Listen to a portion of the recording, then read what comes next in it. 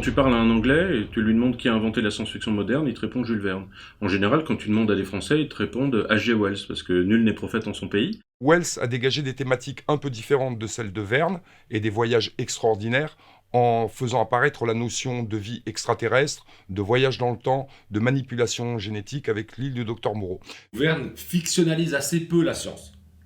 Au contraire de Wells, qui la fictionnalise beaucoup. D'ailleurs, c'est un échange assez célèbre entre Jules Verne et Herbert George Wells, où Jules Verne reproche en gros à Wells de fictionnaliser la science, alors que lui en fait.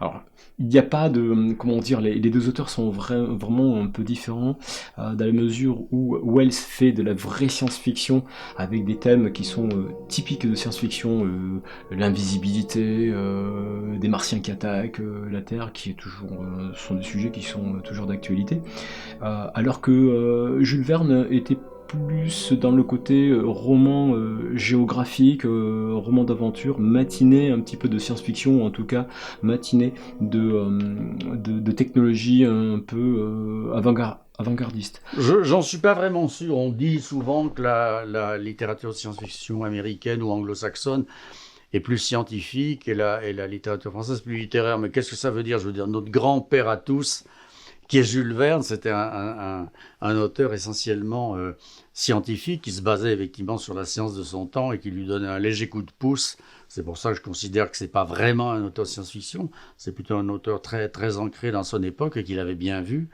Si Jules Verne est Jules Verne aujourd'hui, c'est grâce ou à cause de son éditeur Hetzel. C'est lui qui a fabriqué Jules Verne, que l'on connaît. Et Verne était plutôt je dirais presque un rigolo. Il aimait beaucoup les jeux de mots, il aimait beaucoup les calembours. Et c'est son éditeur qui a transformé ce Jules Verne-là léger et qui en a fait le romancier Jules Verne que l'on connaît aujourd'hui. Le contrat qu'il a avec Hetzel, avec son éditeur, donc, c'est de vulgariser la science de son temps. Et il utilise certains artifices littéraires, l'exagération, etc., pour faire que cette science de son temps soit vulgarisée. Son but, c'était de faire des romans de vulgarisation et des romans d'aventure géographique. Et donc son éditeur a saisi cette occasion-là, il lui a demandé de faire des romans géographiques et des romans portant sur la science. Et à travers des aventures géographiques, eh bien, il divulguait une science qui était comment dire, plus facilement digérable par la famille que par des livres qui étaient vraiment trop spécialisés. Aujourd'hui, une des théories que moi j'apprécie, parce que je la trouve un peu plus safe, et puis elle permet de sortir de ces débats qui sont finalement des débats un peu nationalistes. Hein. C'est qu'il existe au 19e siècle une sensibilité artistique dans un monde post-romantique, en pleine révolution industrielle, une nécessité ressentie par certaines âmes de raconter ce monde-là. Et ce monde-là, il commence à être de plus en plus pétri de sciences, de technologie et de monde industriel. Et donc, soudainement, quand on va raconter ce monde-là, on va mettre en scène ce monde industriel, scientifique ou technologique. À l'époque où on lit Jules Verne, tout le monde le voit comme un chantre du progrès. C'est comme ça qu'il est toujours perçu aujourd'hui par l'ensemble du public. C'est pas par hasard si on donne le nom de Jules Verne à des navires, à des universités, etc. Il est perçu comme un chantre du progrès. Et il apparaît comme effectivement une sorte de père de la science-fiction avec Wells, effectivement, là qui est cette espèce de deuxième père. Alors voilà. Donc effectivement, Jules Verne a bénéficié aussi de la révolution industrielle et s'est inspiré des inventions de tous ces inventeurs-là, plus ou moins loufoques, et il en a fait, comment dire, ses choux gras, puisqu'il les a adaptés pour vulgariser cette science-là qui n'était pas du tout à la portée du public. Je pense que les oppositions ne sont pas si claires. On a des tas de spectacles scientifiques. Le 19e siècle se caractérise par un engouement, une vulgarisation de la science au cours de spectacles, au cours d'expositions. Certaines démonstrations scientifiques ont lieu dans des espaces forains et les savants savent très bien utiliser les ressorts du merveilleux et les ressorts de l'enchantement pour fasciner sur des contenus scientifiques. Jules Verne, pour moi, c'est pas le père de la science-fiction française, mais plutôt de l'utilisation de la science dans le roman d'aventure. Je pense que c'est pas de la science-fiction telle qu'on la conçoit maintenant. Jules Verne inclut dans du roman d'aventure et éducatif de la science, et en allant loin, de la science-fiction. Mais on voit que c'est plutôt de la poésie et non pas de la véritable science. Donc après, on pourra toujours le critiquer d'avoir inventé un véhicule qui ne fonctionne pas, mais finalement on s'en fout, on a envie de rêver.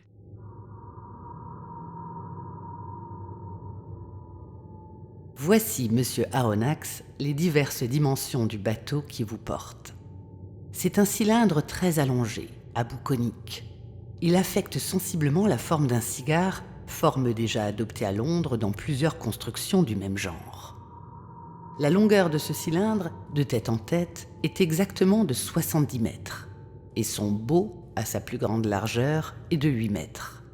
Il n'est donc pas construit tout à fait au 10e comme vos steamers de grande marche, mais ses lignes sont suffisamment longues et sa coulée assez prolongée pour que l'eau déplacée s'échappe aisément et n'oppose aucun obstacle à sa marche.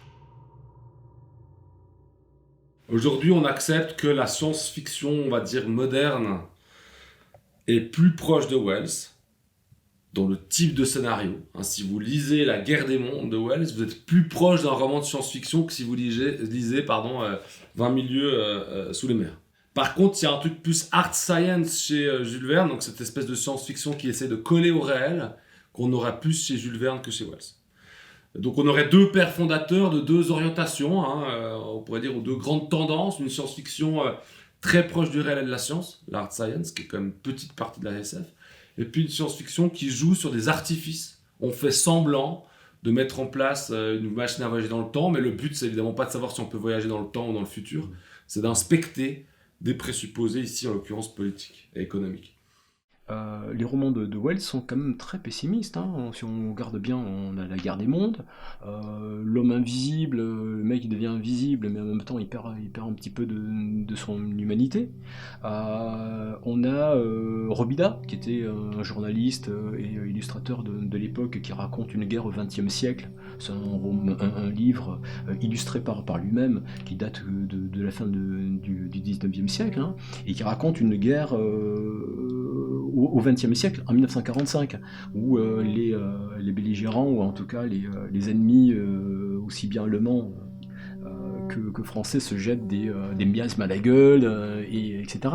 Donc il y avait vraiment un pessimisme ambiant à l'époque, en tout cas vers la fin du XIXe siècle, et Jules Verne s'est aperçu que la science n'allait pas répondre du tout à la question qui est est-ce qu'on va vivre mieux justement avec cette science-là, et en fait la réponse c'était non. Je m'intéresse à la fin du 19e, début 20e, parce que c'est une époque qui me semble très proche de la nôtre. En fait, c'est une sorte de temps mort entre deux âges. Il y a la révolution industrielle qui est encore assez récente, qui est très violente, qui apporte des espoirs, des craintes, etc. C'est l'époque de Jacques Léventreur, c'est un des premiers mythes urbains, c'est fascinant. Donc il y a une espèce de mélange d'archaïque et d'extrême modernité qui me semble être proche de ce qu'on vit. Je pense qu'on est en train de vivre une époque assez semblable. On quitte un âge, on va vers un autre, on ne sait pas lequel. Moi, ce que j'affectionne particulièrement dans le cadre du 19e siècle, justement, et bien entendu avec le côté steampunk, c'est les tenues vestimentaires, ou en tout cas le design des objets de cette époque-là. Il y avait encore ce côté à la fois industriel, qui arrivait, qui venait de naître, et le côté encore artisanal. Et donc on avait un mélange des deux, et cette association faisait des jolis objets. Alors d'où mon goût pour le steampunk, même si pour ma part, je suis pas un grand défenseur du steampunk parce que je n'ai jamais pensé représenter ça. Maintenant, au travers du travail, à partir du moment où on commence à développer un univers et où on commence à décaler les choses vers la fiction, et que c'est un tête 19e, fatalement ça devient steampunk. Et Steampunk, oui, c'est vraiment fumée, poutrelle métal, Eiffel, objets volants bizarrement identifiés. Et toutes ces choses-là contribuent évidemment à une lecture steampunk. Beaucoup s'intéressent au steampunk, se costument à steampunk, collectionnent du steampunk, etc. Et lorsque j'ai fait des conférences sur Verne, sur les inventions verniennes, j'ai eu la surprise de constater que la plupart des jeunes ne connaissaient pas du tout Verne.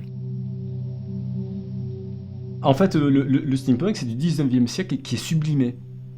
C'est-à-dire qu'on vit au 19e siècle avec une technologie qui est typique du 20e ou du 21e siècle. Voilà, c'est tout simplement ça. Je pense que il y a cette vision dans le cadre des fans de steampunk, d'avoir du cuir, des matières précieuses sur soi, de l'ébène par exemple, du laiton, du cuivre.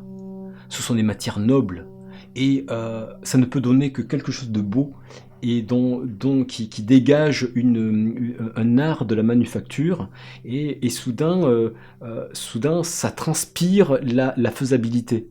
Il y a des illustrations qui sont fabuleuses, tant elles sont décalées, datées, et vraiment à l'essence de toute cette littérature. Avec des gens comme Robida, qui deviennent des illustrateurs, en fait, qui font de Jules Verne un auteur mainstream dans la représentation visuelle.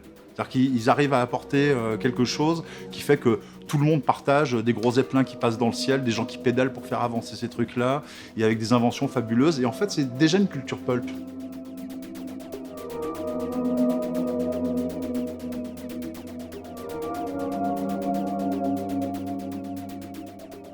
Finalement, Verne, c'était ça. C'était plaire, faire des écrits plaisants et passer un bon moment.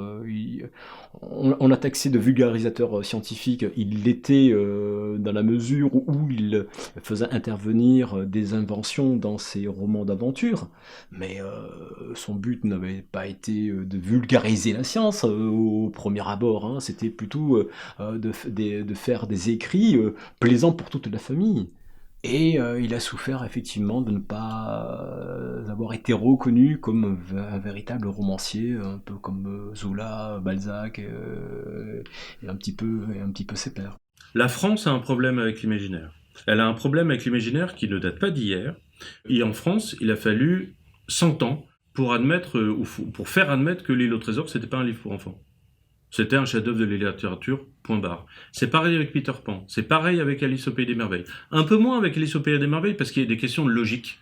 Et alors là, bon, c'est sérieux, donc du coup, on peut le repêcher. Bon. Si je cite ces ouvrages, c'est pas pour rien, c'est parce que c'est des grands classiques de l'imaginaire anglo-saxon. Et en fait, les anglo-saxons, ils n'ont pas ce problème-là. Il faut quand même se dire que dans les mondes anglo-saxons, la question du mythologique est culturelle. La culture des fées, la culture des êtres surnaturels, la culture de l'ailleurs a toujours fait partie de la culture britannique. La culture du merveilleux aux États-Unis, elle s'est faite autour de la conquête de l'Ouest, la conquête des nouveaux territoires. En Europe, toutes les œuvres imaginaires sont fantasques, fantaisistes. Et du coup, on se dit, c'est illogique. Alors si c'est illogique, c'est peut-être irrationnel, alors que pas du tout. Je pense qu'il y a un vrai rapport différent entre, ou disons, il y a une vraie différence de rapport, plus exactement, au fantastique. Chez les Anglais et les Allemands d'un côté, chez les Français de l'autre. Il suffit de lire des histoires de vampires ou des récits fantastiques, des récits de monstres, tels qu'ils sont racontés en Angleterre par tous les romanciers dits gothiques, et en Allemagne, je pense à Hoffmann, au comte d'Hoffmann, et de les comparer à ce que font les Français, par exemple Théophile Gautier. Il y a, je trouve, dans la littérature dite fantastique, les contes fantastiques des Français, comme une sorte à la fois de naïveté et de contrôle, comme si on voulait garder le contrôle. Et ça se traduit même dans l'écriture qui est donnée, moins d'ouverture au rêve et au merveilleux. Et je pense que du côté des Allemands comme du côté des Anglais, des Irlandais, etc., il y a beaucoup plus de propension au gothique, à la rêverie, au fantastique, au monstre, au château, aux brumes aussi, au brouillard. Un Anglais, un Allemand, un Écossais, ils sont plus portés, soi-disant, à aller vers le fantastique, alors qu'un Français ou un Italien, il y aurait des freins comme ça, où on n'y arriverait pas vraiment. Après, je pense qu'il y a aussi une particularité française qui est liée à la façon dont la France considère la littérature, qui est une chose qui n'est absolument pas partagée. En fait, je pense que la pression de faire partie de la littérature générale ou de la SF est presque nulle chez les anglo-saxons, parce qu'en fait, tout le monde s'en fout des bouquins. L'intelligentsia littéraire a toujours eu un a priori vis-à-vis de la science-fiction. Ce qui est étrange, parce que avant, la littérature était beaucoup centrée sur l'imaginaire quand même. Il y a pas mal d'auteurs, même du genre Victor Hugo, qui ont de l'imaginaire dans leurs récits. Et en France, on a toujours enseigné l'Iliade, l'Odyssée, dans lequel il y a quand même un côté fantastique avec tous ces dieux, ces déesses, ces entités qui résonnent comme des êtres humains, mais qui sont supérieurs aux êtres humains.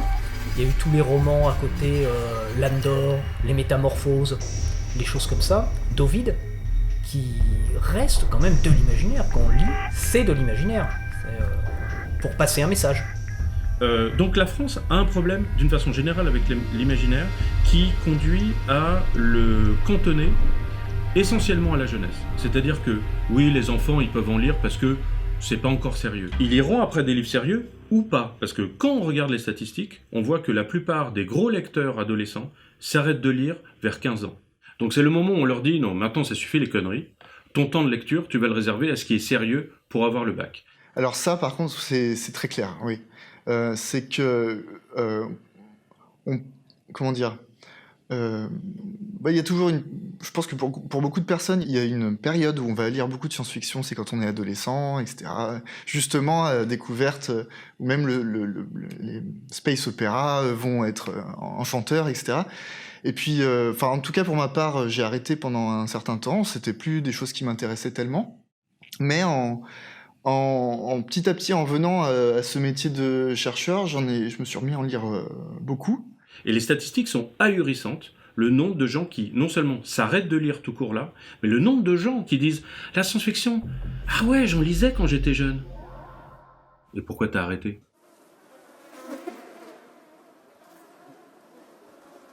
Impuissante à remporter la victoire dans les airs, les mouches avaient eu recours à la ruse. Renouvelant l'exploit des guerres antiques, elles s'étaient glissées de nuit, par petits paquets, dans les égouts collecteurs dont les orifices sur les berges de la Seine se trouvaient malheureusement découverts par suite de la sécheresse inhabituelle de la saison. De là, cheminant sous terre, où nul ne les guettait, et dans une atmosphère qui, certes, ne pouvait leur déplaire, elles s'étaient silencieusement massées dans les boyaux, prêtes à jaillir à la première occasion.